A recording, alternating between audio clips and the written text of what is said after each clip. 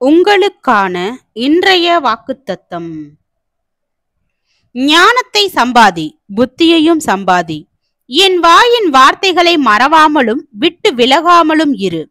அதை விடாதே, அது உன்னை தற்காக்கும். அதின்மேல் பிரியமாயிரு, அது உன்னை காத்து கொள்ளும். ஞானமே முக்கியம், ஞானத்தை சம்பாதி.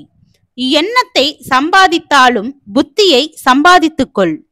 நீ அதை மேன்மைப்படுத்து, அது உன்னை மேன்மைப்படுத்தும். நீ அதை தழுவி கொண்டால் அது உன்னை கனம் பண்ணும்.